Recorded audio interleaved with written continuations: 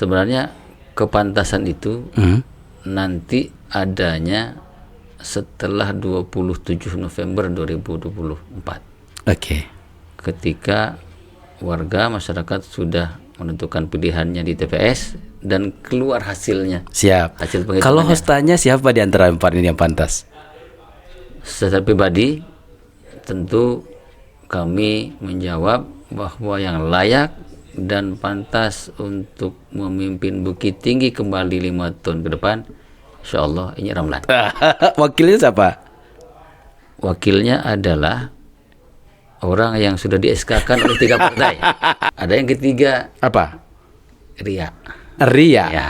Ada gelombang, Ada ombak, ada ombak, ada Ria. Ya. Sip. Nah, secara struktural,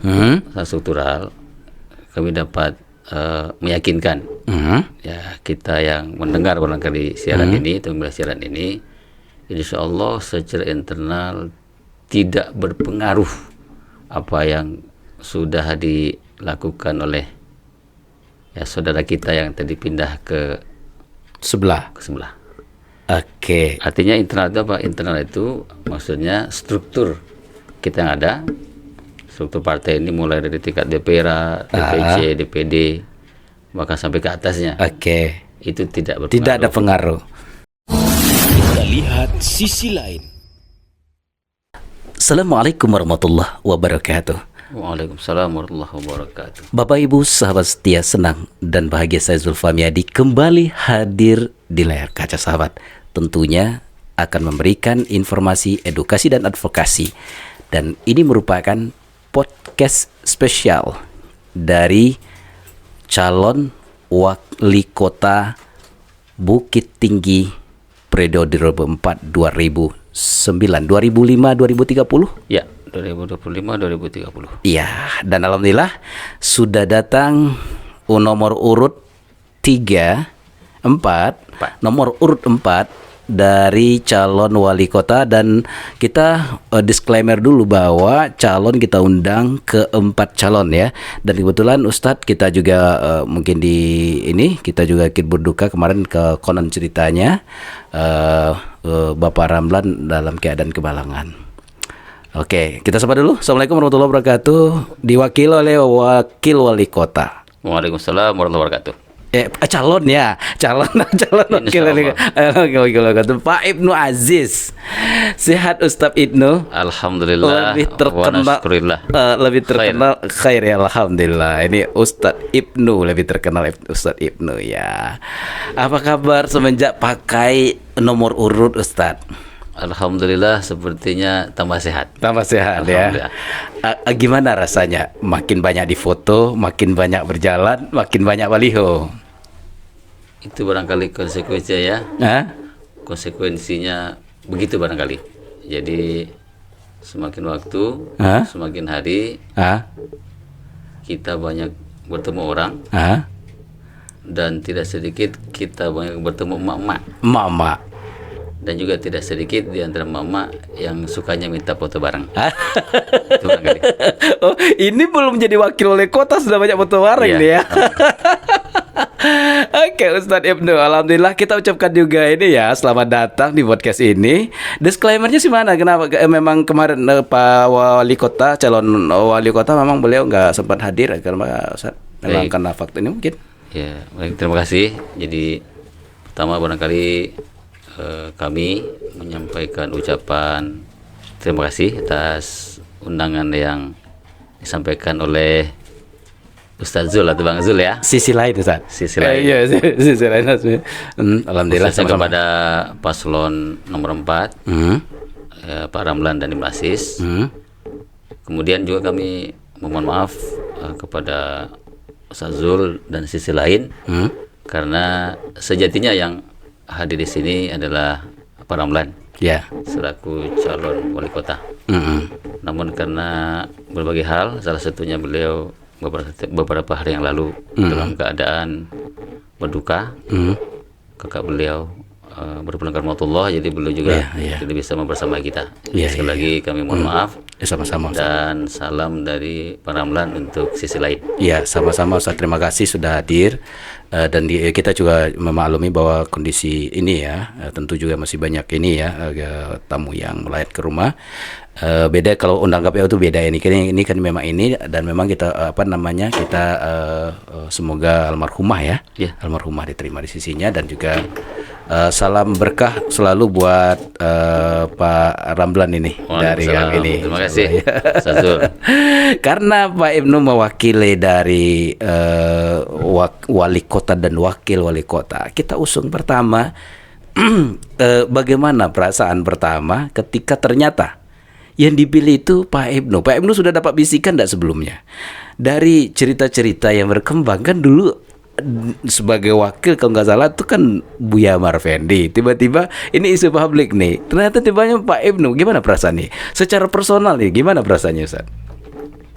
Jadi kalau secara pribadi ya, secara pribadi Ibnu Aziz sebelum ini memang tidak pernah bermimpi ya, tidak pernah juga berangan-angan atau bercita-cita untuk jadi eksekutif. Nggak pernah ya, nggak pernah mimpi dan cita-cita. Lebih khusus ya katakanlah jadi calon wakil wali kota ya. Kenapa demikian? Karena memang dari awal saya yang diamanahkan sebagai ketua DPD PKS Kota Bukit Tinggi. Oh Ustaz, ketua DPD PKS ya? Sampai hari ini. Sampai hari ini ya, oke. Bersama juga dengan kawan-kawan pengurus yang lain. Pasca selesai Pileg 2024 yang lalu, memang kita bersepakat untuk mencalonkan satu orang saja dari Bukit Tinggi ini sebagai calon kepala daerah. Kenapa? Karena bismillah, qadarullah, dan juga dengan dukungan masyarakat, PKS jadi pemenang di Pileg yang lalu. Artinya kita juara 1 ya. Jadi dengan kondisi 13.071 suara sah dukungan untuk PKS di Pileg yang lalu, kita alhamdulillah menjadi juara 1. Nah, apa yang kita inginkan setelah Pileg yang lalu? Maka kita ingin setelah kita selesai di Pileg, kita meraih juara pertama, ya alhamdulillah konsekuensinya kita menjadi ketua DPRD. Oh iya, ketua DPRD dari PKS ya. Alhamdulillah sudah dilantik Ustaz Saiful Effendi.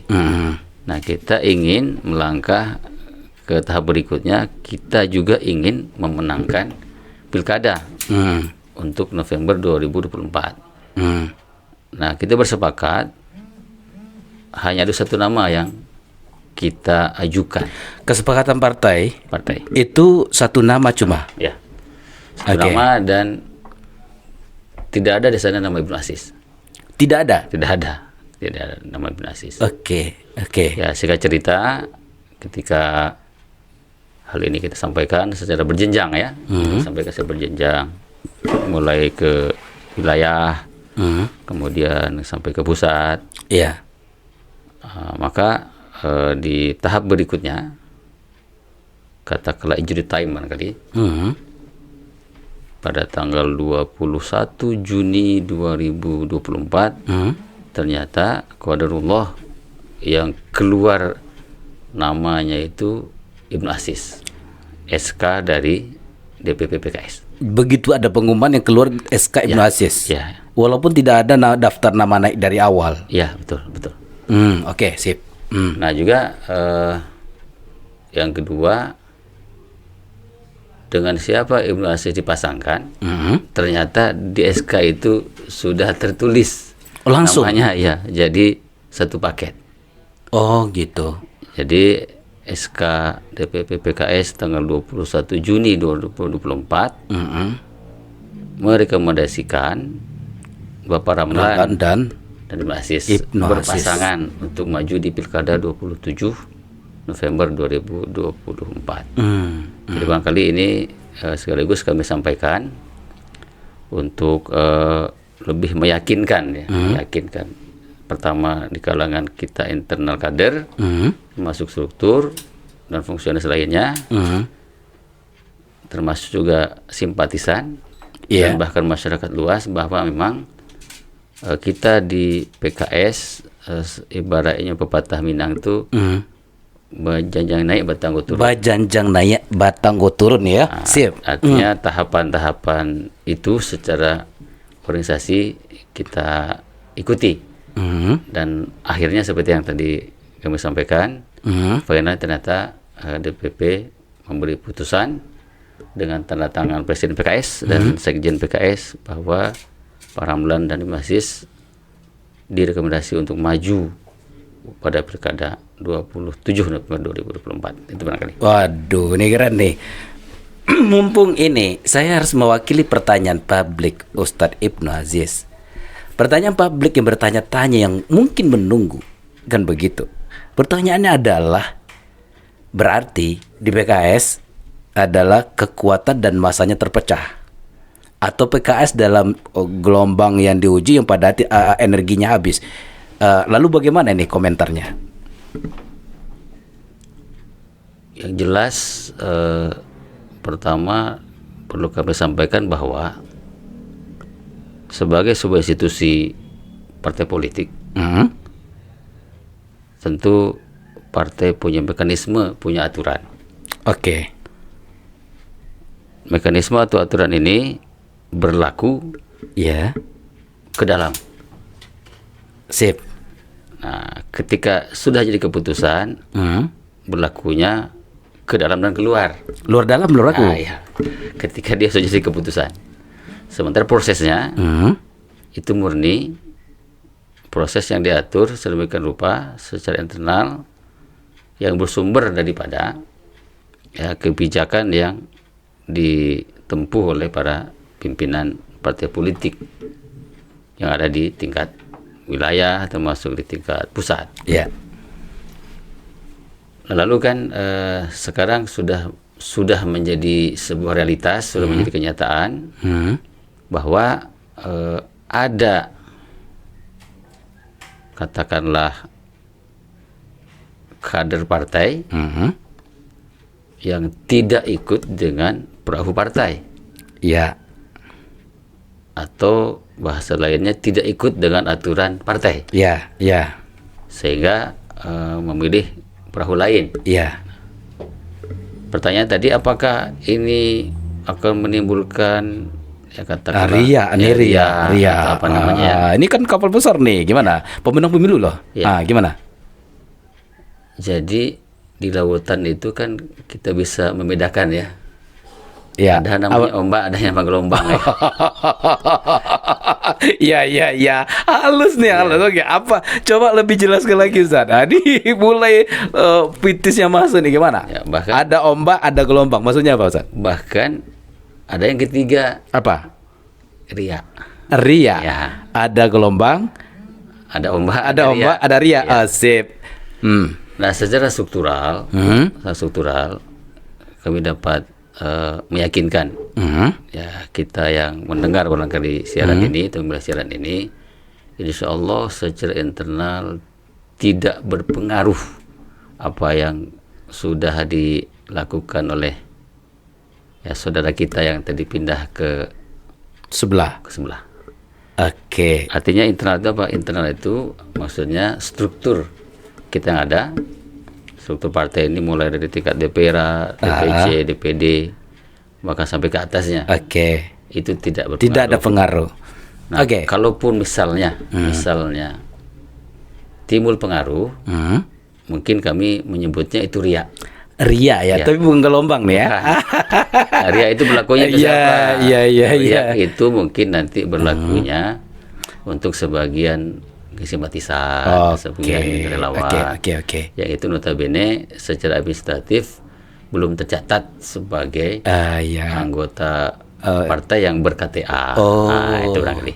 Artinya dari sisi ini ya Ustaz ya, dari kelembagaan dari organisasi atau partai ini insya Allah solid. Insya Allah solid ya. Solid. Oke, baik. Ya, ini jadi pertanyaan publik. Memang jadi pertanyaan publik. Akhirnya memang kita harus tanya Ustadz, dan kemarin juga sudah kita dengar dari sebelah dari Ibu Yamar Fendi. Ya, kita sebut ya, kalau karena saya host ya, kita sebut Ibu ya sebelah kan. Berarti ada ria, ada gelombang, Ada ombak. ada ombak. Iya. Paham kita maksudnya. Dan itu biasa dalam sebuah danau ya. Dalam lautan ya. Dalam sebuah lautan itu biasa saja terjadi. Ada hal seperti itu. Ada hal terjadi. Tapi apa yang membuat yakin bahwa itu tidak akan terjadi ini? Ujian apa yang membuat ini yakin, Ustaz? Ya, yang pertama barangkali yang mesti kita yakini ya. Apalagi kita di partai juga dibina. Kita di partai juga dibimbing, tidak saja dalam hal keorganisasian, tapi kita secara pribadi juga ya. Iya. Ditingkatkan kualitas SDM kita nih, kompetensi SDM kita nih di berbagai bidang lah ya. Iya. Termasuk politik. Nah, kita meyakini bahwa pada saat kita yang notabene diamanahkan hari ini masuk dalam jajaran struktur partai, ya, dan juga salah satunya adalah Buya yang disebutkan namanya tadi juga masuk dalam struktur inti partai. Iya.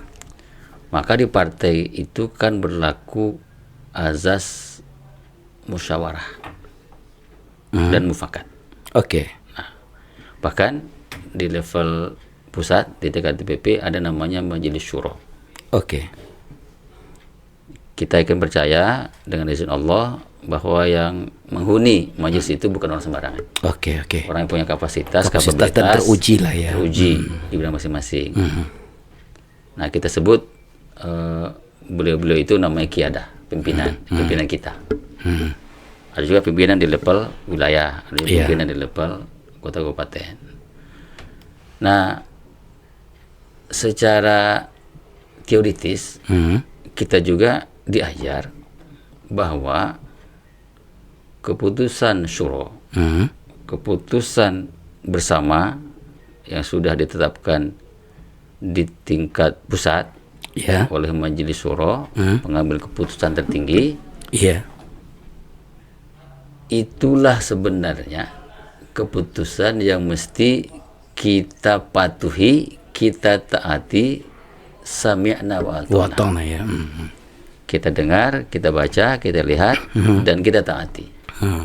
Kenapa ya? Karena sekali lagi beliau-beliau yang di pusat itu yang sudah kita percayai untuk jadi orang tua kita, istilahnya untuk jadi guru kita, untuk jadi masyaikh kita, untuk jadi pimpinan kita di level partai. Nah, jadi kami meyakini seperti itu. Artinya apa? Artinya ketika kita sudah taat, patuh dengan putusan yang sudah diambil oleh Majelis Syuro, hemat kami sebenarnya kita juga sedang belajar, kita sebenarnya juga sedang melakukan ibadah ya, pengabdian ya. Karena bicaranya pengabdian ya. Pengabdian. Berkah guru nih, berkah guru. Tapi misalnya, ya mohon maaf tadi Ustaz Zul menyebutkan satu nama, mungkin pada sisi pribadi beliau, beliau mungkin apa namanya ya, kalau istilah kita atau orang-orang surau, orang-orang pengajian itu menyelisihi apa yang sudah menjadi putusan Majelis Syuro. Kan beda posisinya. Ada satu bagian yang mentaati, satu bagian yang menyelisihi. Tetapi akhirnya apa yang menjadi pendapat kita masing-masing, yaitu sebenarnya adalah pilihan kita masing-masing. Dan akan ada konsekuensinya ya. Begitu ya. Itu kira-kira. Jadi kan dalam hidup ini sunatullahnya akan ada ujian. Ujian apa yang pernah dilewati? Nah, khusus ujian untuk partai ya. Ujian untuk partai, untuk perahu atau kapal besar partai ini. Mungkin sudah sampai ke tingkat badai atau gelombang ya. Wah, ini badai ya. Tadi baru gelombang ya. Badai. Atau gelombang yang dahsyat. Apa cirinya itu, tandanya ya beberapa pejabat-pejabat penting di tingkat pusat bersama kader-kader yang penting juga di beberapa daerah. Mereka istilahnya mereka keluar dari partai dengan membawa alasan masing-masing. Bahkan kan ujung-ujungnya mereka mendirikan partai. Iya. Nah, barangkali di sini juga diuji kematangan, kedewasaan bagaimana kita bisa mengelola partai dengan baik dan benar, dan juga bisa mengelola setiap gelombang ataupun badai yang datang. Wah, iya, Jadi ada manajemen, manajemen rescue-nya, resiko ya, ada manajemen itu. Alhamdulillah, bismillah, ya Allah ternyata memberikan ujian itu juga barangkali karena kasih sayang Allah untuk kita. Ya, walhamdulillah ternyata di balik ujian itu Allah sudah menyiapkan keberkahan lain kan? Iya. Maksudnya gimana, Ustaz? Keberkahan lain itu walaupun misalnya beberapa orang pimpinan tinggi di tingkat pusat, kemudian tingkat wilayah, kota kabupaten, bahkan kader-kadernya ada yang istilah keluar dari partai ini, mendirikan partai baru, tetapi ternyata partai PKS yang mereka tinggalkan tetap tumbuh, tetap berkembang, dan bahkan meraih prestasi menjadi pemenang pemilu ya, terutama di Sumbar ya, beberapa titik ya. Sumbar dan beberapa daerah seperti itu. Siap. Ini dapat. Oke, kita akhirnya bisa terjawab nih, sahabat ya. Terjawab sudah mungkin. Oke, siap. Oke, Ustaz Ibnu, kita sekarang ini dari unek-unek kalau supaya nanti kenapa itu nggak ditanya. Ini kita sudah unek-unek pemirsa sudah ini. Oke, kita sekarang masuk kepada Ramlan Ibnu. Mohon maaf, ini berarti nyebut niat saja nggak apa-apa kalau disebut. Ini kan calon wali kota ya, kita bukan berhadapan dengan orangnya. Pak Ramlan dengan Ibnu lah supaya ini. Pak Ramlan dan Pak Ibnu atau Ustadz Ibnu, visi apa yang dibawa, diusung? Sekarang kalau yang lama dikatakan Bukit Tinggi sudah hebat karena kita nggak ikut politik nih, Ustadz. Visi apa yang akan diusung oleh Pak Ramlan dan Pak Ibnu? Kalau visi yang kita daftarkan ke KPU ya, dan mudah-mudahan itu akan menjadi landasan juga untuk nantinya jika kita terpilih untuk membuat namanya rancangan pembangunan jangka menengah. Rancangan pembangunan jangka menengah. Ya. Oke. Namanya RPJM.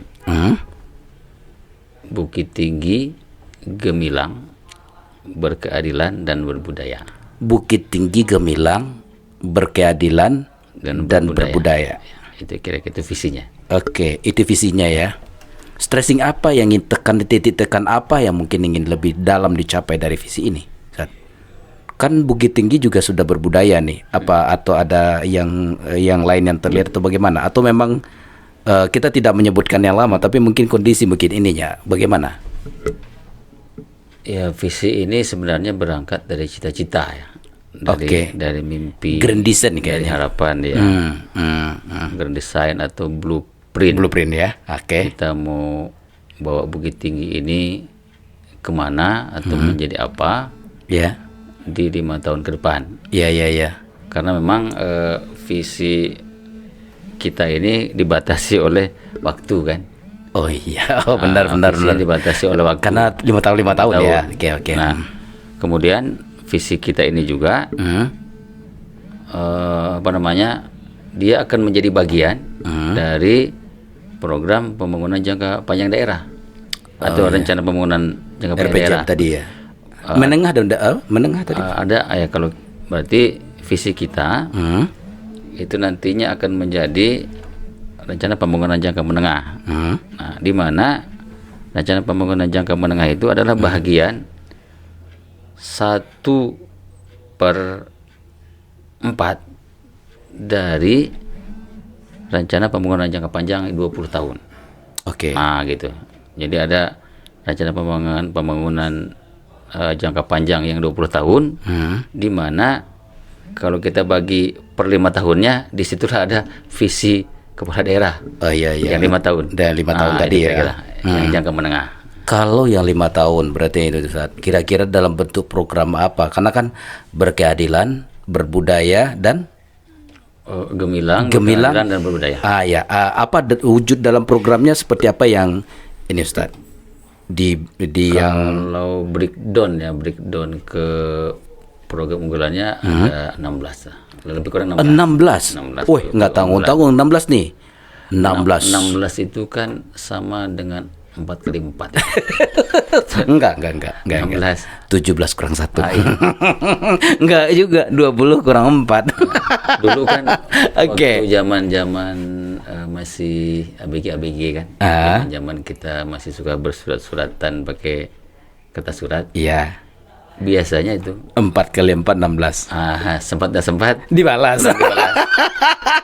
Itu dulu seperti itu. Itu dulu Ustaz Ibnu juga pernah bikin 4 kali 4 kan? Iya. Dan itu biasanya di akhir surat. Akhir surat.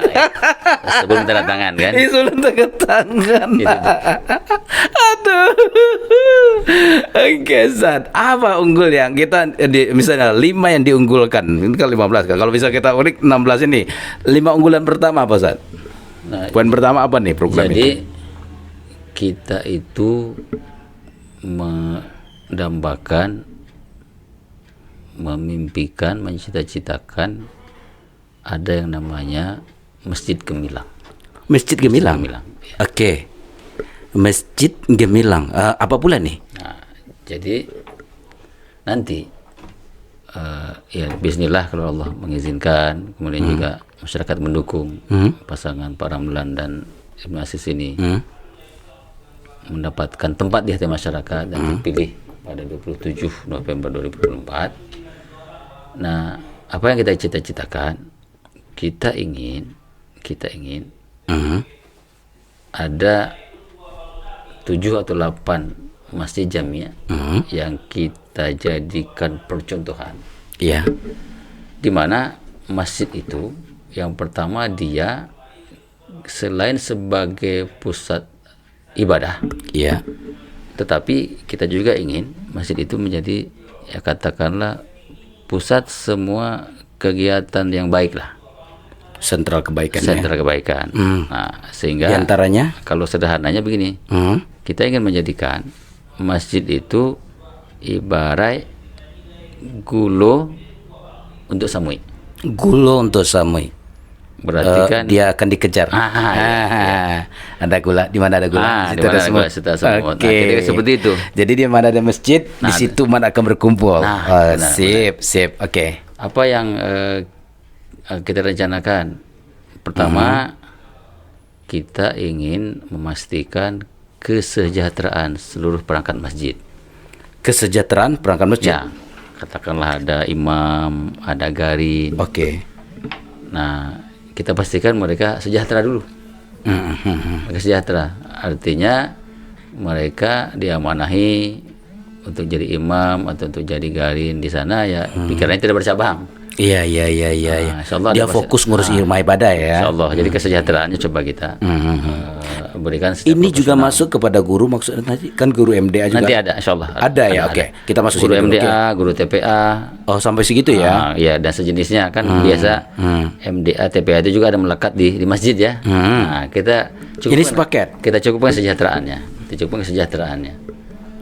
Oke. Nah, kemudian kita juga barangkali perlu belajar ya dari tata kelola masjid-masjid yang sudah terkenal nih di luar Sumatera lah. Percontohan nasional. Contoh lah, ada Masjid Joko Karya, ada Masjid Anak Muda di Sukabumi, ada yang Sunda Kelapa. Sukabumi ada ya? Ada juga. Oke. Itu sedang viral sekarang. Sedang viral ya. Masjid yang kelola oleh anak muda. Oh iya, yang nongkrong anak muda di situ ya. Minum pakai kopi kayak gitu ya. Betul. Jadi barangkali ya secara ide mungkin beberapa tempat sudah melakukan ini. Nah, kita ingin untuk kebaikan ini bolehlah kita pakai prinsip ATM. ATM ya, amati.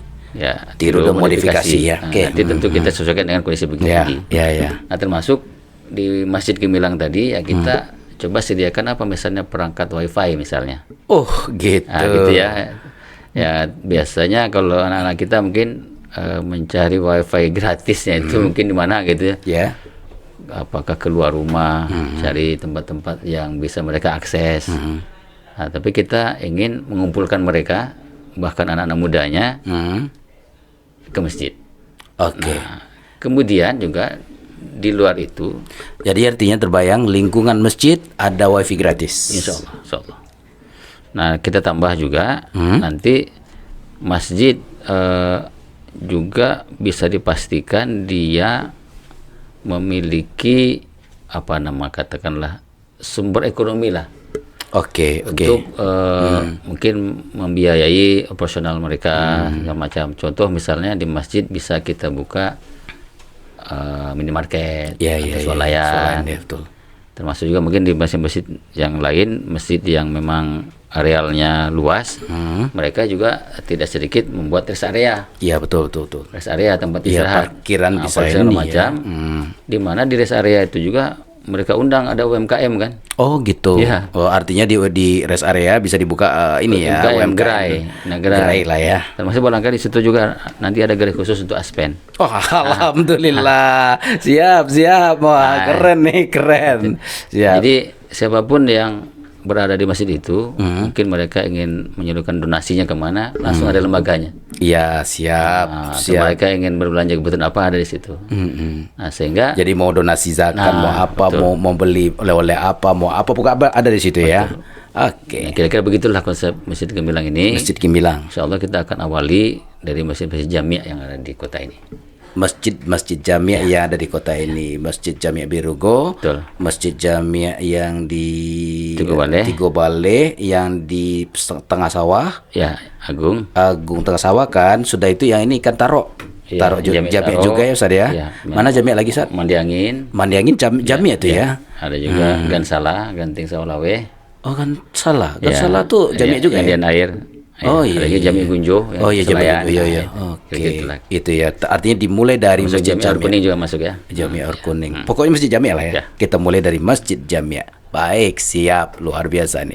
Ini Gemilang baru nih. Ya, yang itu yang Masjid Gemilang. Masjid Ya. Gemilang. Khusus kata Gemilang untuk masjid. Untuk semua progol kita. Hah? Semua progol. Apa tuh? Jadi pakai Gemilang nih. Iya, Gemilang. Masjid Gemilang. Terus Kemudian yang kedua, kita juga punya program unggulan sekolah Gemilang, katakan seperti itu ya. sekolah Gemilang apa pula Ustaz?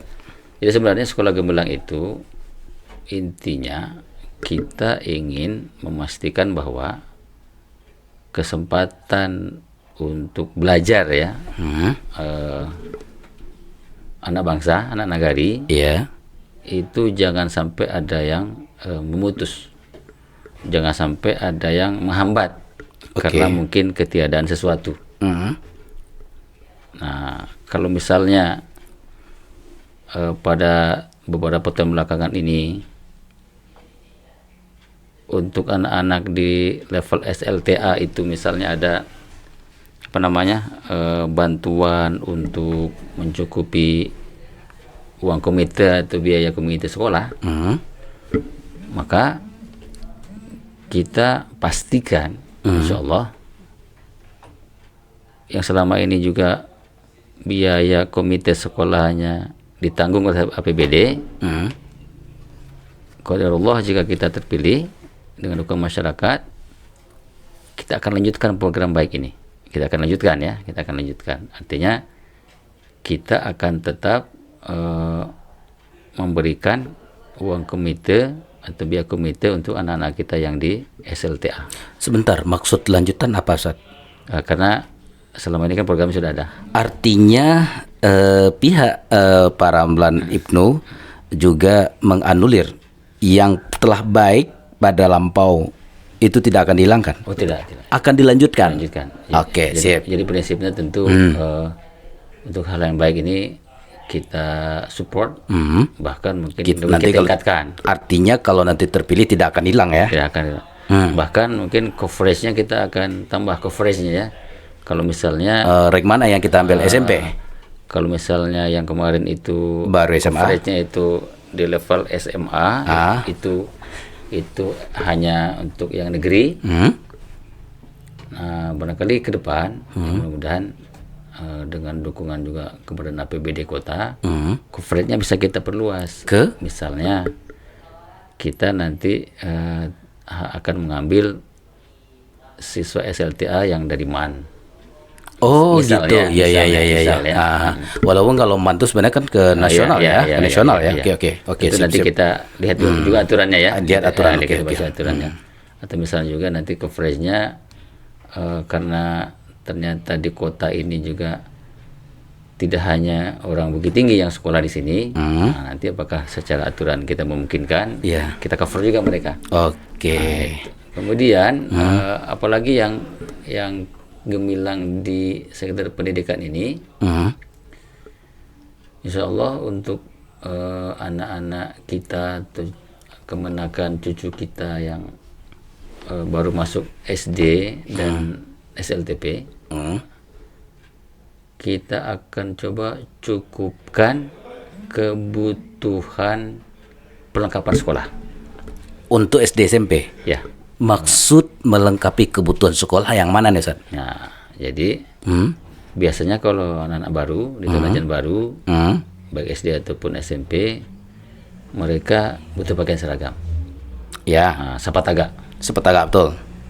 Mereka butuh Sepatu. tas. Oh ya, jelas sepatu juga. Buku ya. Ya. Cukup. Oke, itu dicukupi. Ya, sampai isi tasnya. Oh, sampai itu tasnya. kita cukupkan. Oke. Berarti itu nanti seluruh dari SD SMP. Ya, SMP yang masuk tahun ajaran baru. Setiap masuk tahun ajaran baru. Ya.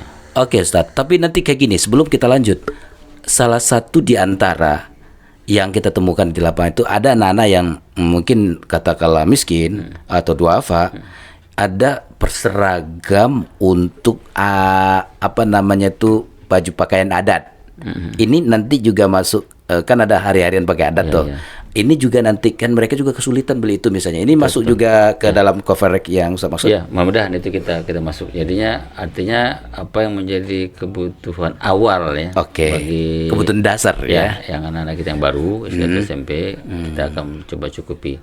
Kalau tidak salah ya, kita biasanya nih kecenderungan kita pola pemakaian seragam itu kan setiap hari berganti ya. Iya, berganti. Senin beda, Selasa beda, Rabu beda, Kamis lain juga, Jumat juga, Puluh kan itu. Iya. Mudah-mudahan itu akan kita coba cover ya.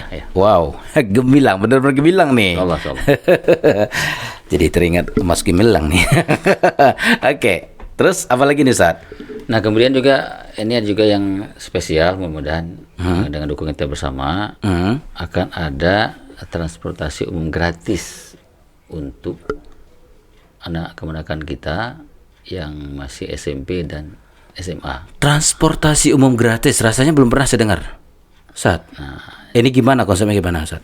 Jadi nanti konsepnya begini, pemerintah kota akan menyediakan moda transportasi yang gunanya untuk mengantarkan anak didik, peserta didik SMP atau SMA dari titik kumpul di mana mereka berasal, dijemput dan diantarkan sampai ke sekolah masing-masing. Oke.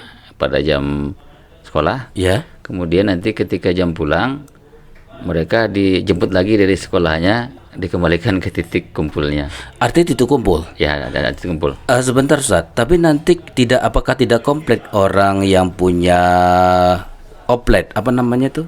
Insya Allah, jadi kita mudah-mudahan akan meniru apa yang sudah pernah dilakukan oleh Pemprov DKI.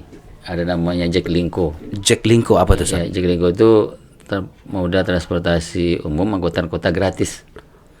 Itu untuk dia angkutan kota, tapi gratis ya. Artinya mobilnya tersendiri nanti. Nah, jadi kita bekerja sama tentu dengan perusahaan angkot yang sudah ada. Nah, itu dia. Oh, ini karena kan bisa bingung nanti di masyarakat. Kalau seandainya diberlakukan, ini kan orang kira-kira berarti nanti tukang mobil oplet. Iya. Nah, ini akan Angkot, mati. iya. Angkot nanti akan mati. Tetapi tidak begitu. Tidak Kita sudah kasih anggaran kepada PT pemilik angkot, berarti mereka nggak perlu lagi ongkos dia. Iya. Oke, sip, terjawab. Oke. Nilai plusnya tentu katakanlah bang sopirnya, pak sopirnya terdata. Artinya oke. Terdata, kemudian juga mereka terlatih. Nah, Terdata, terlatih. Jadi ada latihan-latihan khusus, bagaimana mungkin saya Edukasi lah ya. Iya. Berarti artinya memang setiap yang naik di situ mendapatkan pelayanan standar. Betul. Nah, itu kira-kira. Benar gemilang nih. Oke. Sip. Oke. Dia itu 3. Apakah 2 lagi apa kira-kira nih? Kan banyak 16 nih. Apa kira-kira yang diunggulkan 2 lagi misalnya? Kemudian ada juga namanya pelayanan kesehatan gemilang ya. Kesehatan gemilang. Apa maksudnya? Nah, kita ingin memberdayakan, mengoptimalkan semua fungsi pelayanan yang ada di fasilitas kesehatan yang punyanya kota. Ada katakanlah mulai dari puskesmas, RSUD ya, sampai RSUD. Memang itu yang benar-benar milik kota ya. Milik kota, Pemda. Nah, caranya seperti apa? Nah, insya Allah nanti warga kota yang akan berobat ke pusat-pusat pelayanan kesehatan yang punya kota, itu tidak kita lagi pungut biaya retribusi. Nggak ada biaya retribusinya. Itu berlaku untuk semua? Insya Allah untuk semua ya. Tentu tercatat sebagai warga kota. Iya, artinya seluruh warga Kota Bukit Tinggi begitu masuk ke dalam ini tidak ada retribusi. Nanti tinggal apa saja kebutuhan pelayanan sana itu yang langsung diteruskan ya.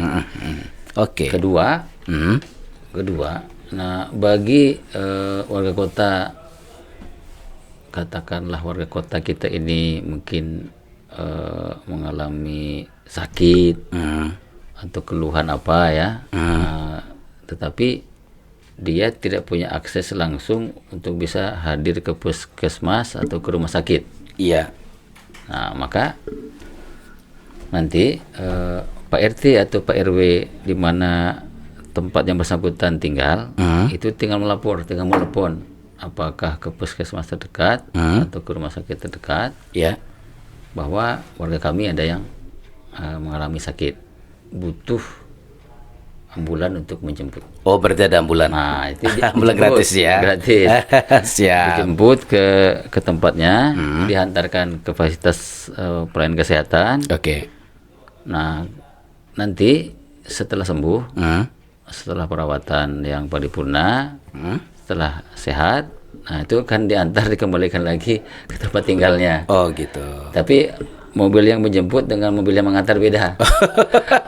Dikira nginap terus di situ. Barangkali mobil yang mengantarkan kembali itu katakanlah mungkin platnya plat hitam lah kan. Jadi supaya tidak timbul pertanyaan kan. Iya. Kok lama di situ ya setelah sembuh ya. Oke. Ustadz, baik. Kita sudah pemirsa mungkin sudah ini. Tapi kan tadi Gemilang berkeadilan. Apa produk program nanti di berkeadilan? Ya sederhananya kalau berkeadilan itu ya kan adil itu menempatkan sesuatu pada tempatnya. Oke. Ya katakan proporsional ya. Kalau misalnya ada anak kecil nih, anak SD minta belanja ke orang tuanya 1 juta sehari, ada juga abangnya yang SMP misalnya minta belanjanya cuman misalnya 20.000 sehari. Iya. Nah, di mana yang proporsional kira-kira? Anak SD belanja 1 juta sehari, satu lagi ada abangnya SMP cuma 20.000 sehari. Iya. Nah, kita ingin memastikan bahwa ya keseimbangan proporsionalitas itu benar-benar bisa kita lakukan atas nama pemerintah daerah, menjangkau seluruh publik, menjangkau seluruh gitu. masyarakat dengan kebijakan-kebijakan yang diterapkan oleh pemerintah daerah. Contoh misalnya bantuan sosial. Oke. Nah, tentu kita berharap ke depan tidak ada lagi keluhan dari masyarakat bahwa mereka adalah orang yang patut dan layak untuk dibantu misalnya untuk satu paket bantuan misalnya, apakah nama sembako atau bantuan yang lain-lain. Nah, tetapi nyatanya mereka yang membutuhkan tadi tidak dibantu. Oh gitu. Tapi di lain sisi ada orang yang secara ekonomi nampaknya berkecukupan, punya kendaraan roda 2 bahkan roda 4, punya tempat tinggal yang mumpuni. Nah, justru ke mereka lah bantuan itu nyasar. Nah, sementara mereka membutuhkan tidak. Nah, kita ingin keadilan itu memang kita tegakkan, bahwa yang berhak akan mendapatkan haknya, sementara yang tidak berhak tentu tidak mendapatkan haknya. Itu salah satu contoh. Siap. Jadi Romai Rama kita lagunya. Siap. Jadi memang kita ini ya yang benar ini penegakan keadilan tadi ya. Salah satu diantara contohnya program sosial. Oke, sip. Gemilang, kemudian berkeadilan, berbudaya. Ustadz, berbudaya apa yang di program ini? Jadi kalau kita berbicara budaya itu kita tidak bisa melepaskannya dari adat kebiasaan. Maka muncullah filosofi kita di Minangkabau ini kan. Adat berseni syara, syara berseni ketullah, syara mengatur adat memakai. Nah, setidaknya dengan visi ini kita bercita-cita bahwa penerapan penegakan falsafah Minangkabau itu di kota kita yang kita cinta ini ya bisa kita terapkan, bisa kita lakukan. Kenapa? Karena memang kita juga ya menyaksikan atau melihat mungkin karena pergeseran nilai ataupun karena perkembangan zaman yang sangat maju, informasi teknologi segala macam berkembang.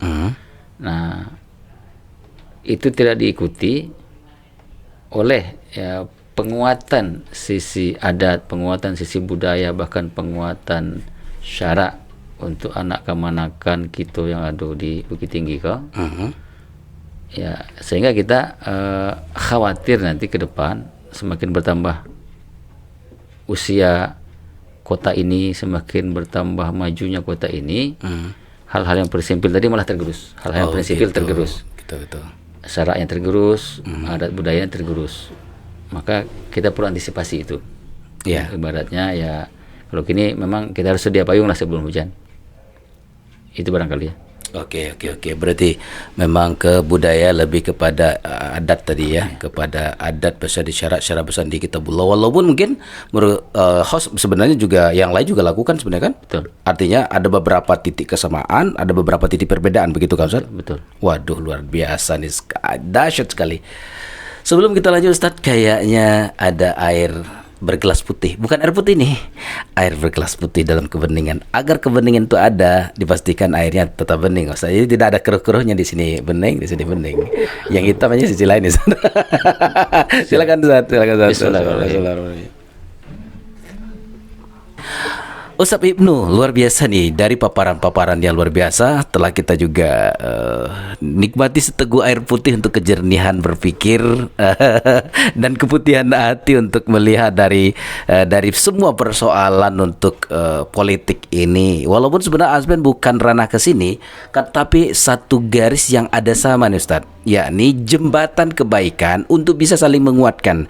Jadi jangan ada informasi mungkin yang terpotong, yang terputus, kita dengarkan langsung dari narasumbernya, sehingga tidak ada isu yang berkembang di luar begini dengan informasi ini. Jadi di situ mungkin Aspen ini dengan jembatan kebaikan untuk saling menguatkan. Nah, karena kita sudah melihat dengan kita sudah minum air putih, air bening dan dengan bergelas putih, saya meminta Ustadz Ibnu lihat seperti apa sisi kita yang keempatnya kita lihat nih, sisi baik ya, sisi baik, sisi positif dari Pak, pertama sekali sisi lain dari Pak Ramlan sendiri dulu. Ustaz Ibnu disandingkan lihat sisi lainnya, kemudian juga nanti yang lainnya Pak Herman Safar, Pak Novil, dan termasuk salah satu kandidat lain yaitu Boy Amar Fendi.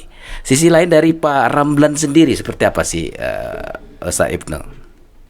Baik, terima kasih kepada Ustaz Zul. Kalau boleh saya minta izin. Siap. Kita mulai dari yang pertanyaan yang kedua. Oke, siap. Jadi bagaimana saya memandang tiga calon yang lain ya, atau tiga pasang calon tiga yang pasang lain. lain ya. Secara pribadi saya memandang bahwa ketiga pasangan ini adalah sosok anak bangsa yang punya kepedulian, Ya. yang punya empati. Yang ketiga ini maksud siapa? Katakanlah kalau kita baca nomornya ya, mulai dari nomor 1 sampai nomor 3. Oh, nomor 3, karena ini nomor 4 ya? Ya. Oh iya, benar. Betul. Siap. Oke, lanjut Ustaz. Ya, mereka sederhananya semua paslon itu adalah orang yang punya kepedulian, punya empati terhadap Bukit Tinggi yang kita cinta ini. Baik. Artinya mau dibawa kemana Bukit Tinggi ini, mau diseperti apakan Bukit Tinggi ini, masing-masing dari yang tiga itu punya juga mimpinya masing-masing. Baik. Saya harus sebutkan yang tiga ini nih, karena nomor 1 ada Boy Amar Fendi, yang kedua ada Pak Novil, Ya. yang ketiga pada Pak Herman Safar. Betul. Yang ketiga tadi di 3 ya. Sebelum ya. disebutkan. Oke, sip. Oke, saya lanjut. Jadi mereka secara umum saja kami menyampaikan ya bahwa mimpi, cita-cita, harapan ketiga paslon ini terhadap Bukit Tinggi yang kita cintai, kami akan percaya itu ada dalam visi mereka masing-masing. Baik, ada dalam visi mereka Ya, masing-masing. tetapi Ya. kata kuncinya, kalau boleh dikatakan, ya hampir semua visi paslon ini sama, hampir semuanya sama. Hampir yang ketiga ini sama. Ya, termasuk barangkali dengan yang keempat hampir sama. Hampir sama, oke. Hampir sama secara apa? Secara substansi. Oh, secara substansi ada Ya Ustaz kan? ini ada dituju. Oke, sip, Ya siap. kan? Ya. Ya. Kenapa? Karena sebelum membuat visi dan misi, semua paslon seperti kami sampaikan di awal tadi, mesti melihat, mesti membaca rancangan pembangunan jangka panjang Kota Bukit Tinggi yang 20 tahun. Iya. Terhitung dari 2025 sampai 2045. Nah, maka visi dan misi paslon ini tidak boleh keluar dari kerangka Pembangunan jangka panjang tadi panjang, ya. itu dia. Itu salah satu syaratnya. Rencana pembangunan jangka panjang. RPJPD Ya. daerah ya. Oke. Itu kira-kira. Jadi sekali lagi seperti itu. Nah, kemudian yang kedua, secara kemanusiaan. Sebentar Ustaz, kan adakah dari visi yang kita lihat yang 3 ini keluar? Nggak ada kan? Nggak ada. Kan? Siap. Kenapa? Karena kalau misalnya ada visinya yang keluar, dilangsungkan hadis nanti oleh KPU. Oh, Nah, itu. tidak sesuai dengan ini katanya. Ya. Oke, siap. Nah, itu kira-kira. Baik. Nah, yang kedua, secara kemanusiaan, tentu semua paslon ini kita bersaudara pada hakikatnya. Ya. Karena kata Allah. Ini hubungan personal ya, hubungan di kemanusiaan. Oke. Karena kata Allah Taala, innamal mu'minuna ikhwah. Oke. Ya, semuanya kita ini bersaudara. Ya sebenarnya ya tidak perlu juga kita membeda-bedakan ya. Dari sisi kemanusiaan ya. Ya, betul. Kadang-kadang gitu barangkali sekampuang. Kadang-kadang gitu sasuku barangkali. Sasurau. Seorganisasi. Oke. Yang jelas sama warga Bukit Tinggi. Bukit Tinggi itu kira-kira. Oke. Itu kira-kira ya kalau siap. Jadi siap. Nah, sekarang bagaimana pandangan kami terhadap Pak Ramlan, Injil Ramlan, kan begitu ya? Ya. Jadi kalau kita tarik dalam konteks pandangan kami terhadap tiga paslon yang lain, kemudian pandangan kami dari sisi kemanusiaan juga Pak Ramlan masuk dalam konteks itu. Ya. Sama ya. Beliau jelas salah satu orang Bukit Tinggi yang peduli dengan Bukit Tinggi, yang punya empati dengan Bukit Tinggi, ingin membangun Bukit Tinggi, jelas itu. Oke. Kemudian yang kedua juga di sisi kemanusiaan, beliau juga adalah sesama ikhwah, sesama saudara. Iya. Tidak ada perbedaan. Tidak ada perbedaan. Kata ini kata pramugari, tidak ada perbedaan waktu antara Jakarta dengan Padang. Suai. Nah, lalu di mana nilai atau kekuatan individual Pak Ramlan? Oke, Nah, siap. itu secara pribadi ya. Artinya ini pandangan pribadi. Kita tidak membaca yang 3 paslon lain. Ya. Khusus kepada Pak Ramlan. Ya, ini khusus Pak Ustadz nih. Khusus untuk Pak Ramlan. Nah, secara pribadi saya melihat Pak Ramlan atau ini, beliau itu, kalau boleh lah ya kita mengambil terminologi Al-Quran ya, tapi kita tidak, ini pada mereka membandingkan dengan Al-Quran, ada istilahnya cinta yang bersangatan. Cinta yang bersangatan. Baik. Maka beliau adalah sosok pribadi yang cintanya terhadap kota ini bersangatan. Baik. Jadi, cintanya bersangatan. Sudahlah cinta, Tapi di atas cinta itu. Di atas cinta bersangatan. Oke, sip. Nah, apa buktinya? Apa buktinya beliau itu bersangatan cintanya terhadap kota ini? Ya, buktinya dengan ikhtiar manusia beliau, kemudian juga dengan dukungan berbagai elemen masyarakat, dan dengan istikharah beliau. Iya. Ya, beliau bersedia untuk kembali dicalonkan sebagai kepala daerah. Karena ya, mohon maaf, barangkali tidak semua orang bisa seperti itu mungkin ya. Ya mohon maaf ya. Mungkin pernah menjabat, kemudian istirahat, kemudian dicalonkan lagi. Iya.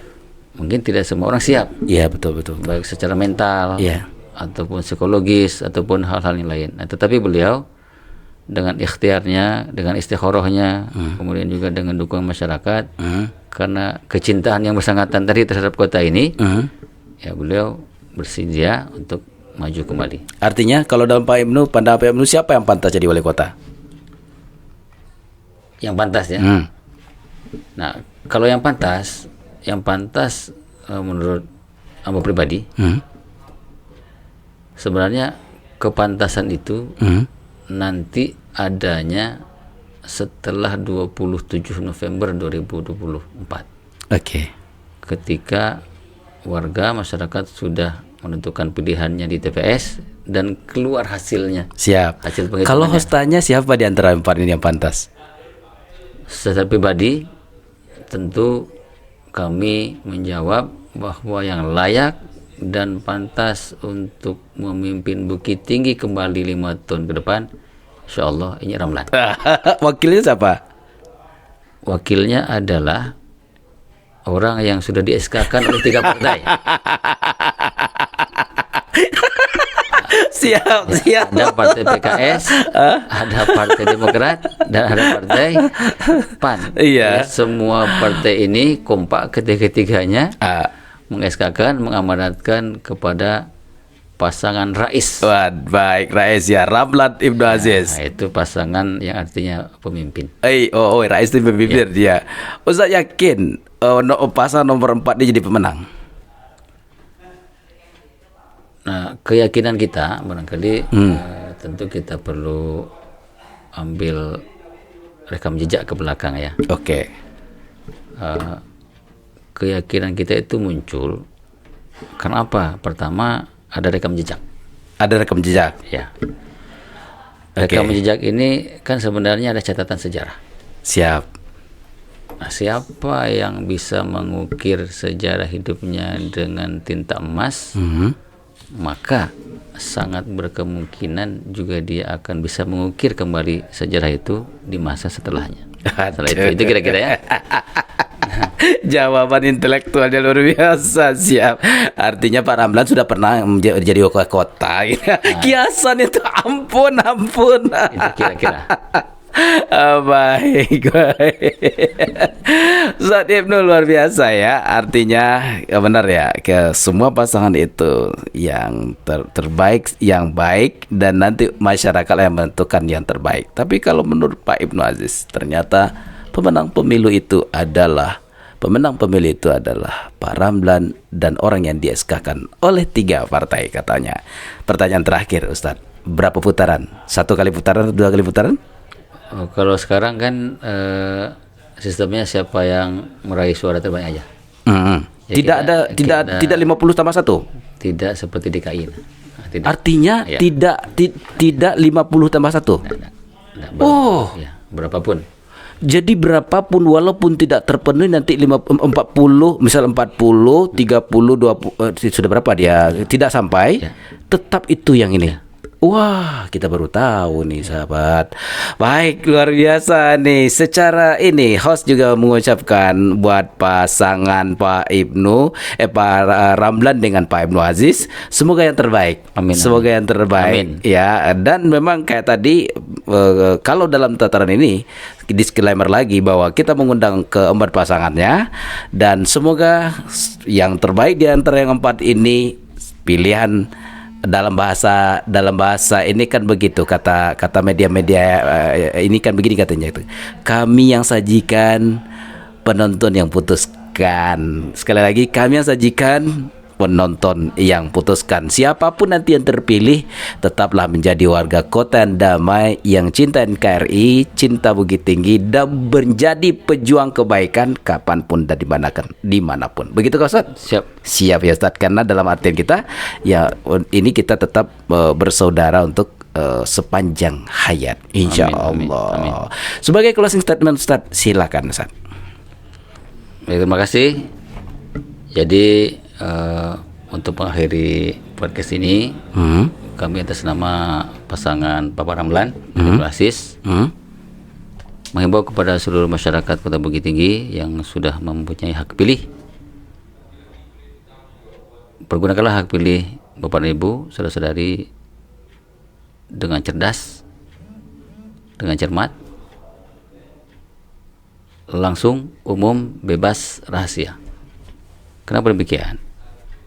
Karena kita perlu memastikan tidak ada lagi intimidasi, tidak ada lagi paksaan, tidak ada lagi